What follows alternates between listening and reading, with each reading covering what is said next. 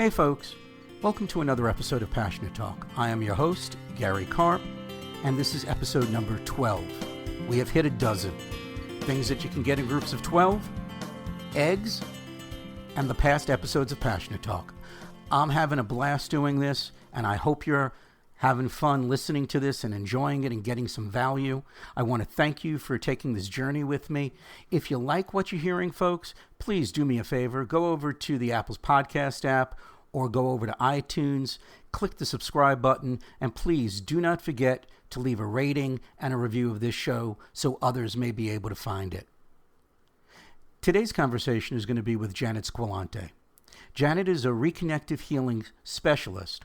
I met her at a Holistic Chamber of Commerce meeting in New York where she was talking about Reconnective healing, and I was her guinea pig for demonstrating what reconstructive healing is and how exactly it works.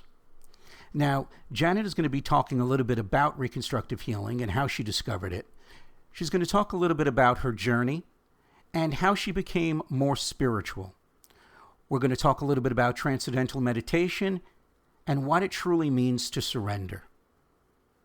So right now, I want you to sit back, relax, grab a cup of coffee, maybe some tea, perhaps some hot chocolate, and get ready to listen to my interview with Janet. My day was great. And yours? So I actually just got done watching the Joe Dispenza. Is that the gentleman's name? Yeah, which one? It's called, what was it? The Science of Changing Your Mind, I think. Oh, yeah. And it's a fascinating conversation that he has with the audience regarding the quantum fields and how our thoughts and our feelings really manifest our condition in a very real and practical way. And how if we can control our thoughts and our feelings from the get-go, from the jump, from the moment we wake up, we can really control our lives and manifest anything we want, not by reliving old memories, because when we do that, we're reliving the past, but actually place ourselves in an expectation of what we want to manifest in the future and making it real in our bodies. What makes that video your favorite? Yeah. He really he did such a great job of just summing up everything that I've been learning about the last 4 years in a nutshell, and just simply and clearly just made it come alive, really, for me anyway. And just so much of everything, even with the work that I do and bringing that in. And it was just, I just love it. I've seen it a couple of times now. I really can't get enough of listening to that and just knowing the truth of the science of it all. Mm-hmm. That healing is actually done. It's not done via chemicals and drugs, and it's actually a communication of information, and that's how we heal. That is, the truth about how we heal. So you mentioned that you've been learning some stuff for the last 4 years. What has that journey been like? What have you been learning? Oh boy. Well, really just about so many things about life and why, what we're doing here and how things really work, and really how far away we've gotten from the truth. We claim we're so advanced, our society's so advanced, and we're making so many strides, but in so many ways we've gone backwards. Just the way we treat the earth and our connection to the earth, and how everything is connected, and that there really is no separation between any of us or anything. I definitely would have to agree with that. I think that while we are moving forward technologically, we're not using it, in my opinion, in the proper way. We're using it actually to keep ourselves distant and have no emotional connection and no spiritual connection with each other. Yeah. So if we were going to reinvent or reconnect, how would you do that? What would be one way you would suggest to put down the technology and just reconnect one-to-one to people? I mean, just reconnect with, just go outside and look up. look up. There's That's a good start. it's there's so much majesty and beauty around us, and I mean, we're looking down, always looking down, and it's always, you find the most amazing things when you actually look up and reconnect to the planet. I mean, we've disconnected from the planet, we've disconnected from other countries, we've disconnected, and now we're disconnecting from human contact with email and Hmm. texting. And it's just, we're I think that there's a huge awakening happening on this planet, and so there are many of us like you and I who are now charged with this kind of calling to get people to wake up and come back to balance and wholeness and oneness. And I think that that's why we're here. And that's also a good point because, in addition to reconnecting from each other and that personal connection, that emotional and spiritual connection, we're also disconnecting from ourselves as well. I think we get so caught up in having the latest flashy toy and keeping up with the Joneses that we're not really pursuing our passions any longer. We're not doing anything that is fulfilling to us. That is true. I mean, we've come this so far this way in technology and what we want, and we think that what we need is out there somewhere, and to find what's going to satisfy us and make us happy, and it's not, and it's you can only find that by going within. And I think that's a really great segue to what you spoke about when you spoke in front of the Holistic Chamber of Commerce about a month and a half ago with Reconnective Healing. Could you talk to us a little bit about that? Sure.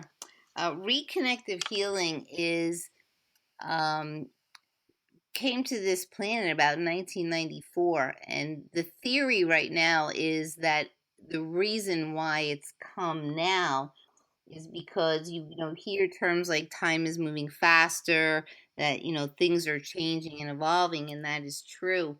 And the reconnective healing frequency that they've been studying, they believe came to this planet now because since time is moving faster, it's not just moving faster, it's expanding.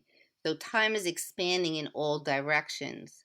So just like a balloon, when you blow it up, okay, the membrane of that balloon gets thinner. And so now the membrane of this four-dimensional space that we live in is expanding, and the reconnective healing frequency is able to now come through and reconnect us to the source of who we are.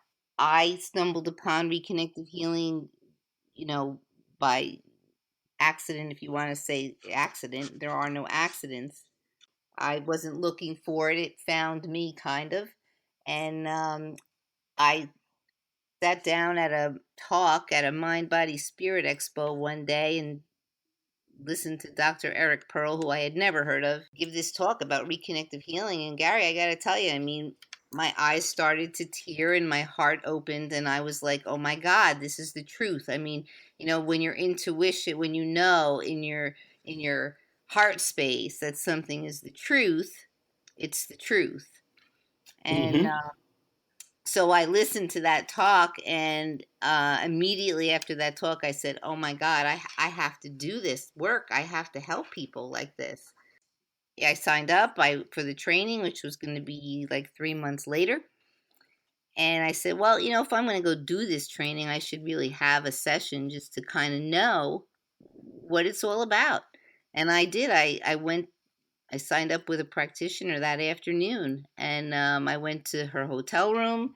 I laid down on a massage table. She told me to close my eyes and relax, and she wasn't going to touch me. It's a non touch form of healing, um, unlike Reiki, where they actually touch you. Reiki is like a subset. The Reiki frequency is like a subset of reconnected healing. And Okay. I sat there, I laid there and for about a half an hour on the table and had some strange sensations going through my body. I saw light at various points of time. Um, it wasn't like a laser light show or anything, but there was definitely something going on. I felt some sensations of heat or cold or whatnot. After it was over, I was extremely relaxed. I felt great. Um, and I thought, okay, and the practitioner went through with me kind of like, over the next 3 days, you might experience some, unusual dreams or just keep a record of, anything that comes up and give me a call if you have any questions. So I was like, okay. Okay. No, I was about to say that I myself, when Janet was giving this demonstration at the Holistic Chamber of Commerce, I had volunteered to be her guinea pig in front of everybody. And I definitely did feel the energies, the tinglings, I can't even describe what the feeling was like. And then the day or two afterwards, and I know we spoke about this also, it started on the bus ride coming back from Rockland County back to Brooklyn. And it felt that everything inside myself, spiritually and emotionally, was just falling into place like a giant game of metaphysical Tetris. Yeah, it's the healing can be many things. It could be spiritual, could be emotional, could be mental, could be physical. There's no we don't choose the healing. The practitioner does not choose the healing, and basically the client does not choose the healing. Um, you the practitioner is simply the prism that connects the client to the reconnective healing frequency. It's the energy, light, and information in that frequency that connects with the client's DNA, reads the DNA, decides or determines what the healing is that is most needed for that person at that time, and that is the healing that they get.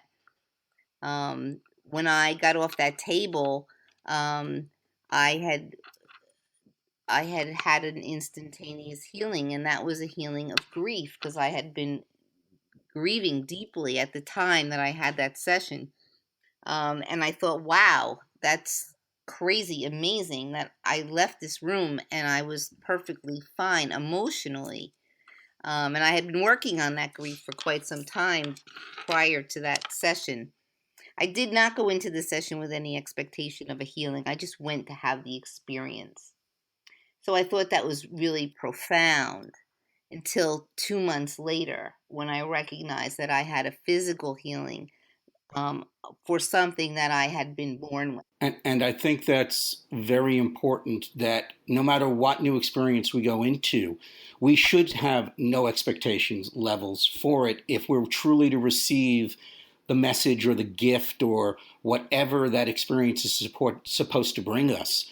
Another time we had spoken, you had recommended a book to me called not The Untethered Soul. It's the other one by Michael The, Singer. surrender, the surrender The experience. Surrender Experiment. Yeah. Thank you.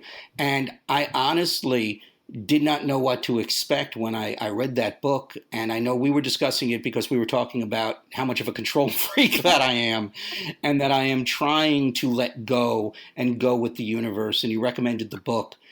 And that book had an extremely profound impact on me, mainly because I had no expectations on it. What was your experience like the first time you read that book? I just loved this. The story of his life was just amazing, and how he, because I am too a recovering control freak. Um, I like the way you put that. It's like recovering Catholics. We're recovering control freaks. exactly. Um, because I'm an accountant by trade, so kind of control is really has always been, heck, I was a controller for years. You're, So you're, you're very detailed oriented. I used to call accountants bean counters. No disrespect to the CPAs out there. no, My brother in law is one, but I look at them as bean counters. yeah, I mean, so control is was a big thing in my life, and to understand surrender the way he tells his story, really, because, people think of surrender as weakness, giving up. And it's so not that.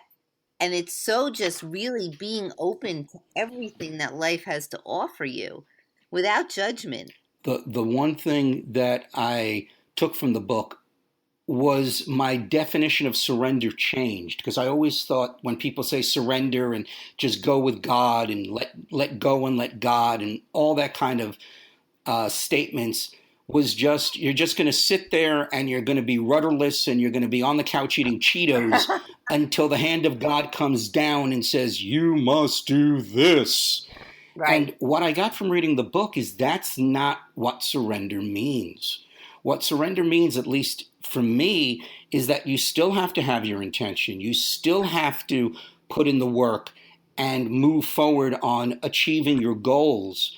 But when the universe keeps bringing opportunities in front of you, especially if you turn them down and they keep coming back to you, that you've got to quiet that little voice in your head, the voice that says, you're not good enough, you're never going to do this, it's not possible, there's no time. And you just got to bludgeon that voice to death any way that you can and go with what the universe is presenting you. Yep. And, we think we have this great idea for our lives. And, like me in this reconnective healing thing, I couldn't have thought of it if I wanted to. I never would have thought of it.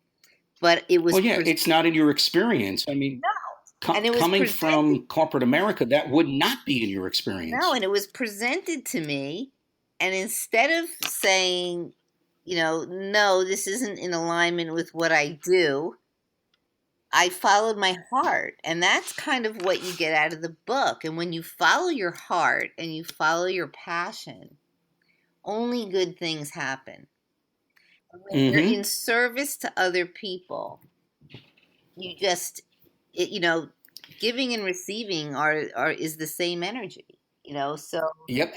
And that brings us right back to Dr. Joe Dispenza with one of the things he said in that talk that you recommended that I just watched was when your body and your mind is in alignment, when your thoughts and your feelings are there and you're present in your body, the ego goes away and it becomes more about being selfless more than selfish. And when you're looking to serve, wonderful things happen. Yep. When you're in that state of happiness and you just want to give, well, the universe says, oh, look at this. You have all this happiness. You have all this passion. You have all this stuff because you're giving it away. Hey, have some more. And it just gives you more of that. Yep. And that's what the surrender experiment, showed, right?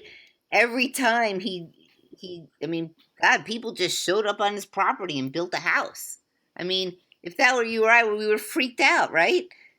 Yeah, I was. When he was telling the story about him wanting to, I think the first one where he was talking about going on vacation to Mexico, and then he was talking himself out, and then he would pass a Mexican restaurant, and he'd turn on the radio, and a Mexican song would be playing, even though it was not a Spanish station that was on the radio. And then one day he pulls into a gas station just to get some gas, and there's a map of Mexico sitting on the gas tank, on the pump rather.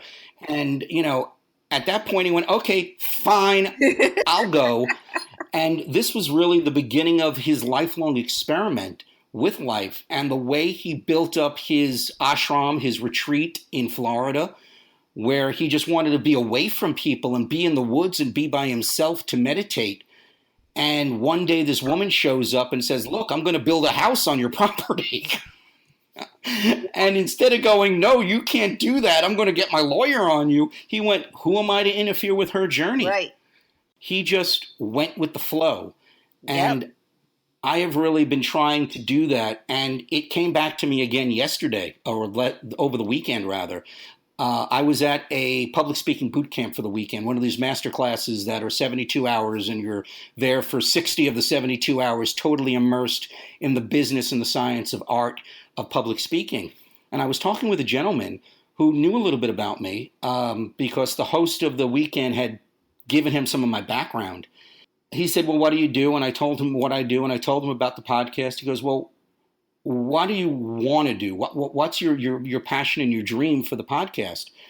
And I said to him, really, my pie in the sky dream is to become the Tony Robbins and Wayne Dyer of this world and to have my own television show. And he turned to me and goes, what if I told you that's not so pie in the sky? And it turned out that he is launching a television show next week, and he's having a launch event that he invited to me coming up in a couple of days. It's actually coming up on Thursday. And he said, industry people will be there, producers, directors, studio people will be there. And I'm like, okay. Yep. And things are just stepping stones to other things. And one of the things I learned that really just makes all the difference in the world is there's nowhere to go to get to.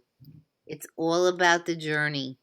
I mean, you're not going to get anywhere. You just live in the moment, in every moment of your journey, and just live it to the max. Mm-hmm. Because the next thing that it leads you to, like in the surrender experiment, is just the next great thing. And if you can stay in that place of non-attachment, which is really hard for people, um, and just know that everything changes. So, is there an example in your life where you had a similar experience that you were consciously aware of after reading that book, where you just said, okay, I'm going to give in, I'm going to set my intention, and then go wherever the universe leads me? Was there that synchronistic moment that you went, ah, Oh boy. Uh, there's lots of synchronistic moments, I guess, in my life. One of the things was just read a book about meditation, and we were talking about meditation before.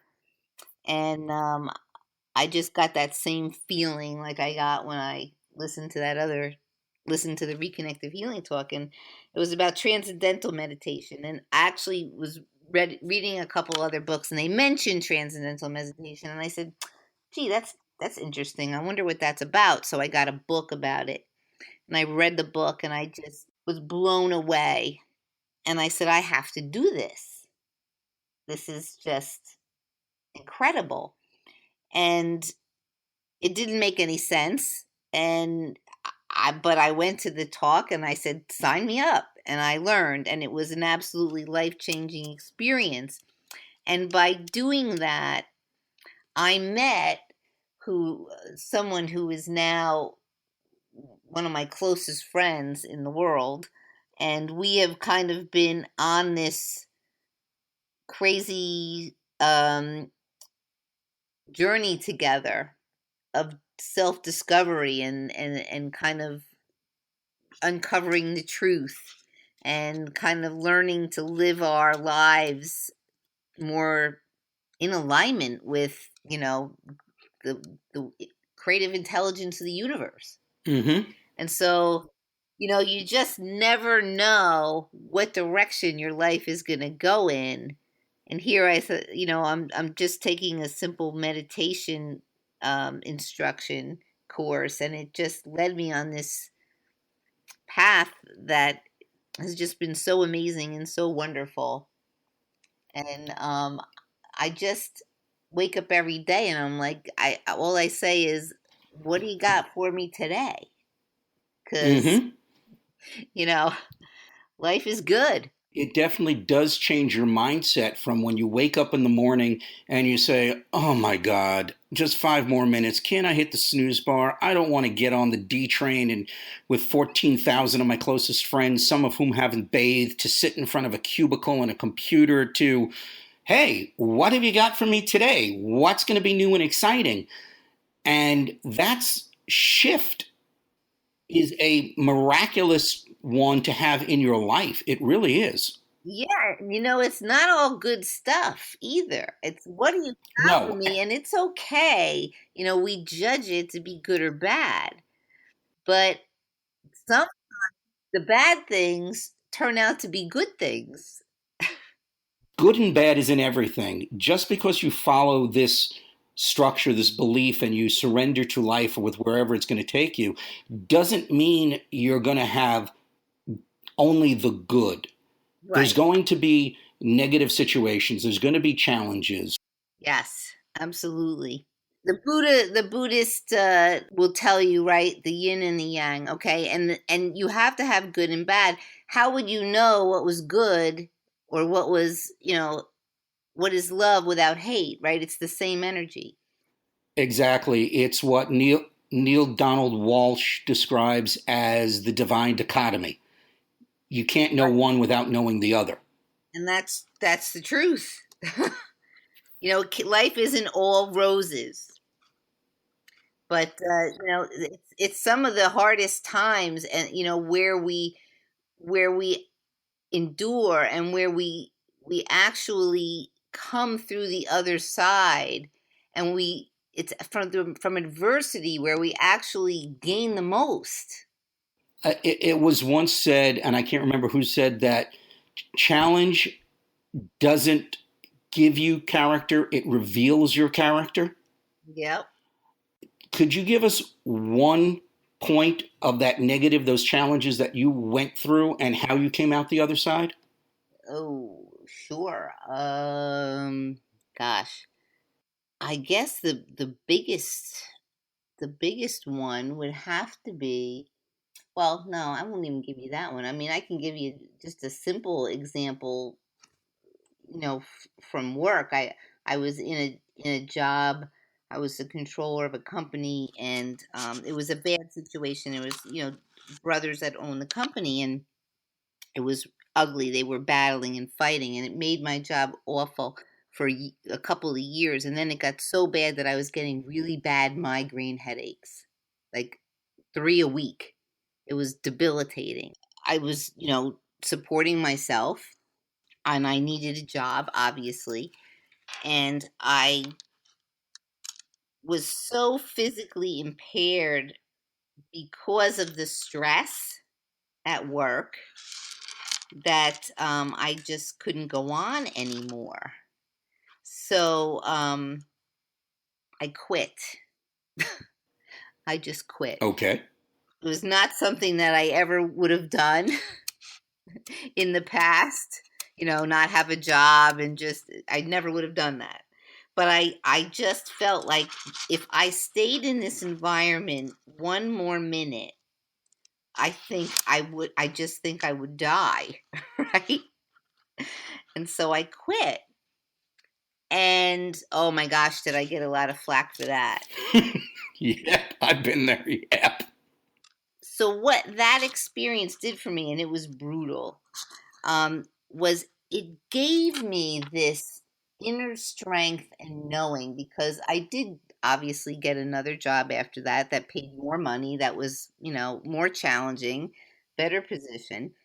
Um, but what it did was it gave me this absolute certainty that I would never, ever, ever be in a position where I hated to walk in the door in the morning.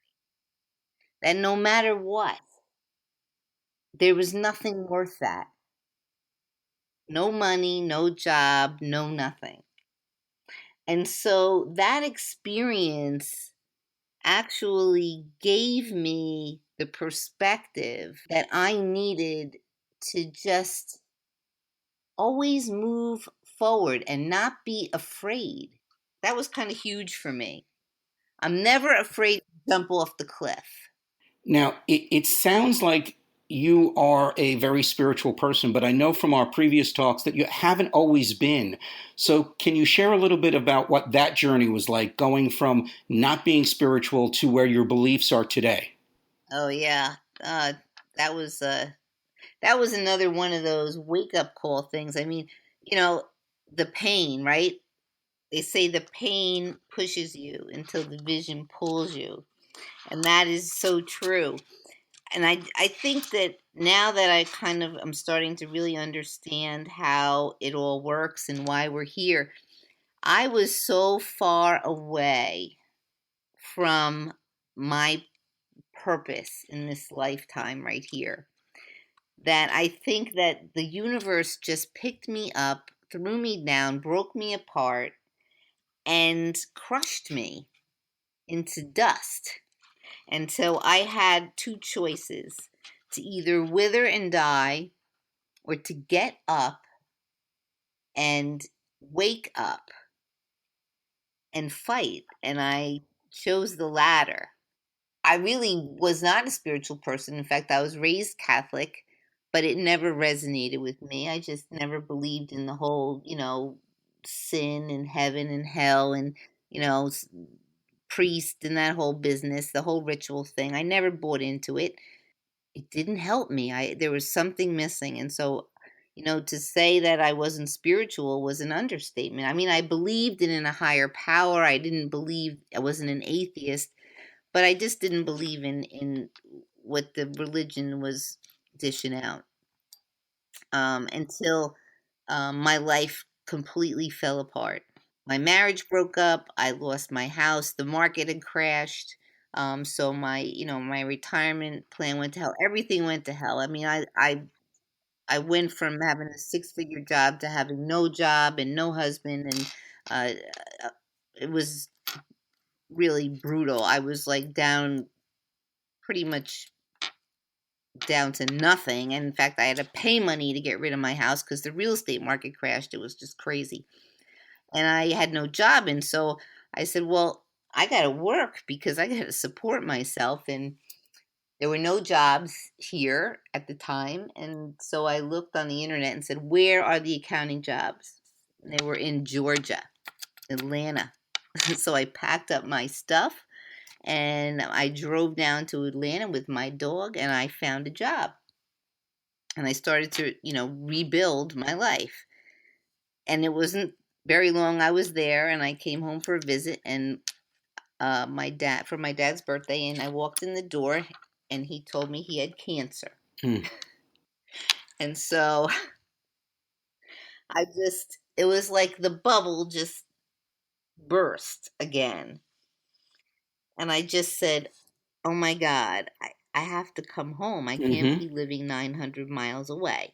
I did not want to come back, but I had to do that for myself. I had to be able to, be there and help my dad, take care of my dad, make sure he got through this time. And so I did. And I was back maybe a year when I just went through the whole dark night of the soul. And I came to that place where it was like I wasn't going to be here, or I was going to climb out of that pit, or I wasn't. And I did. So, where did you find the strength to climb out of that hole? It's so funny. You hear people say, like, they saw the light. You literally see the light. You either see the light or you don't. And I saw the light, and it's a crack. It's just a crack.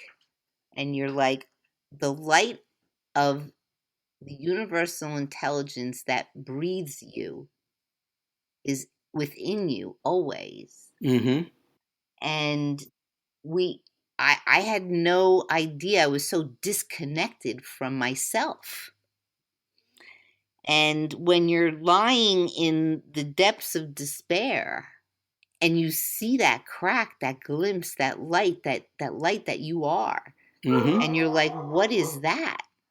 So there's the spark that draws you back out and says, find me, I'm the answer.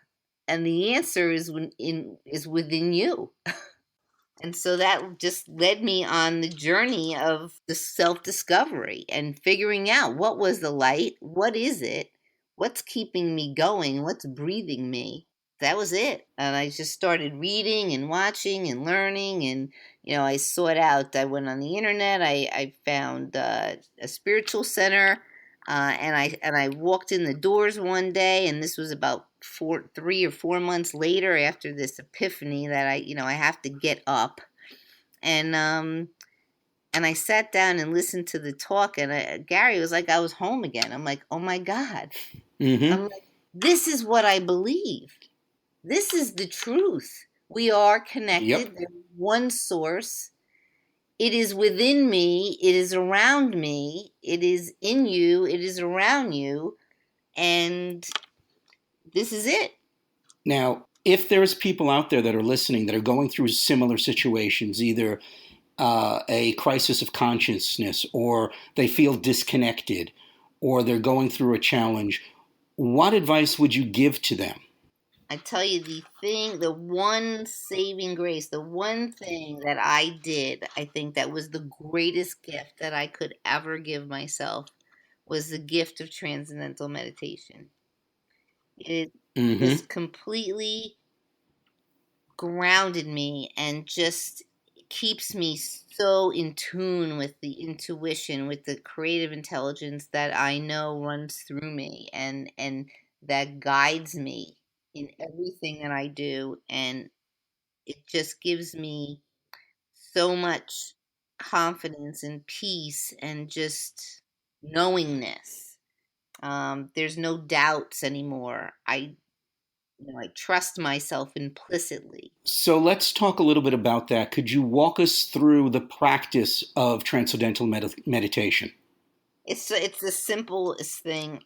They basically have kept this practice pure from. I mean, it goes back thousands and thousands of years, and the Maharishi brought it to um, mainstream public to teach. He figured out the way to actually to teach it and to get people to actually transcend into the unified field of consciousness on a regular basis to stabilize that level of consciousness. So it's a very simple practice, and it's basically you're assigned a sound, and it's a scientific formula, so not everybody has the same. Let's say they call it a mantra, and Mm-hmm. so not everybody has the same one. It's based on your personality, your lifestyle. Um, like Om is a mantra. Well, Mm-hmm. Om is a mantra for a Himalayan monk who doesn't interact with people. That Om would not work for you because you live in New York, New York, right? So Absolutely. It's a little bit different than the Tibetan mountains. right, you have a busy life. You interact with people all the time. So and then you basically get this mantra, and it's your mind actually. And what makes TM really unique is that it's so simple because it's a natural process. I'm sure you've tried other forms of meditation like concentration meditation, or focus on a candle, or do this or do that. Your brain does not want to do that. It's not natural to the brain. And I have always been taught, when I read about meditation and discuss it with people who are far more advanced than I am, because I'm still at the beginning of my meditative journey, to connect with your breath and to focus on the breath. right. Is it very similar to transcendental meditation? Does the same principles apply? It's probably more similar to that, but not exactly, because you're still focusing on something. With transcendental meditation, you're not focusing on anything.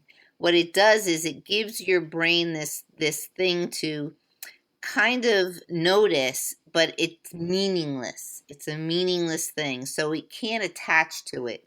Hmm.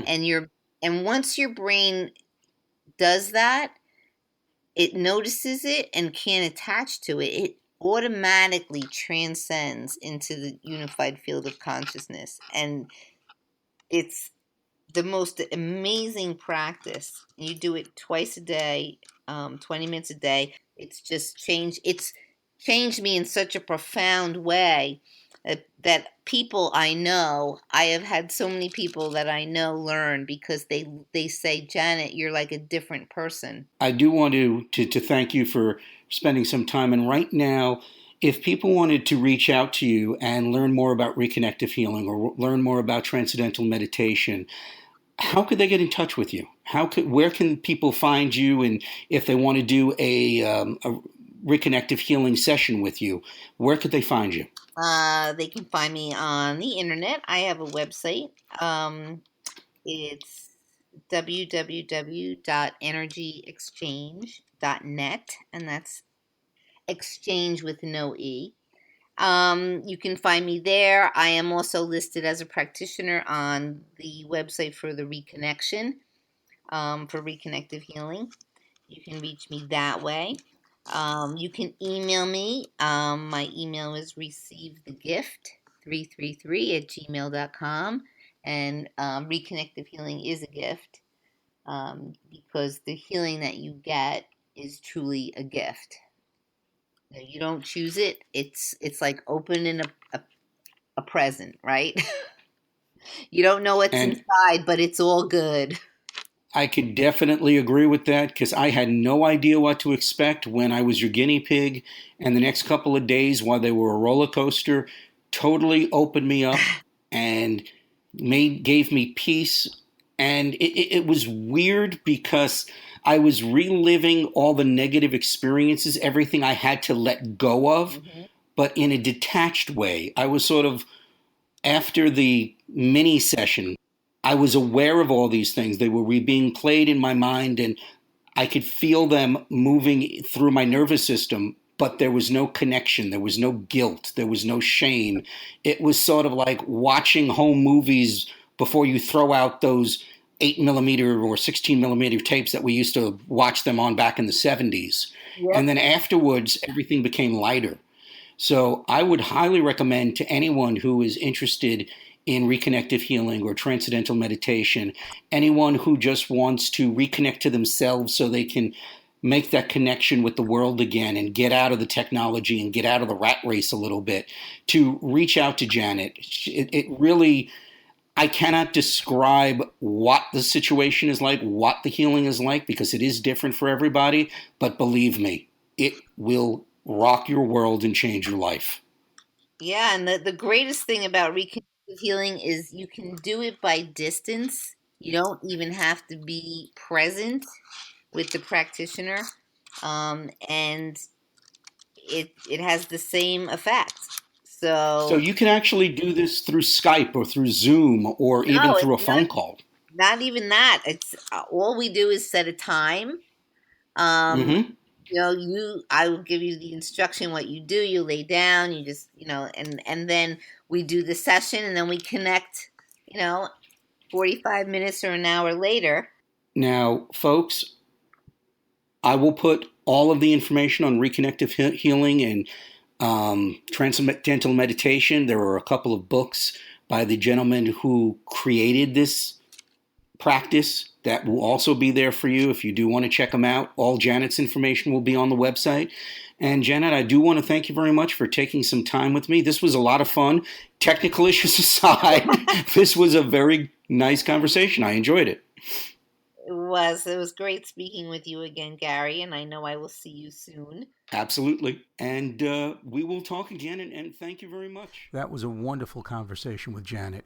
She dropped some truth nuggets on us and some really good ones, too. Look up and not down.